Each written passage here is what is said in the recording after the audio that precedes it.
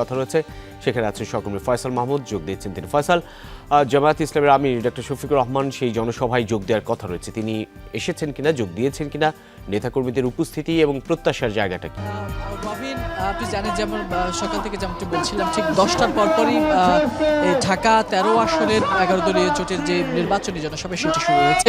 সবচেয়ে সুস্বাদু হালিম, রাধুনী হালিম। হালিম হোক রাধুনী হালিম।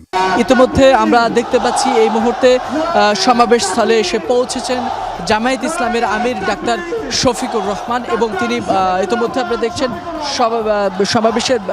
সমাবেশ স্থলে প্রবেশ করছেন এবং সেখানে তাকে রিসিভ করতে বা তাকে অভ্যর্থনা জানাতে ইতিমধ্যে প্রায় হাজার হাজার মানুষজন দাঁড়িয়ে তাকে অভ্যর্থনা জানাচ্ছেন।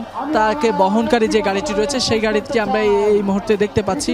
সমাবেশের যে মঞ্চ রয়েছে ঠিক মঞ্চের দিকে, মঞ্চস্থলের দিকে এগিয়ে আসছে মানুষের ভিড় ঠেলে। আর কিছুক্ষণ পরপরই জামায়াত ইসলামের আমির ডাক্তার শফিকুর রহমান তিনি মঞ্চে উঠবেন। এর পরপরই মূলত আনুষ্ঠানিক বা মূল যে সমাবেশের যে মূল পর্ব সেটি শুরু হবে।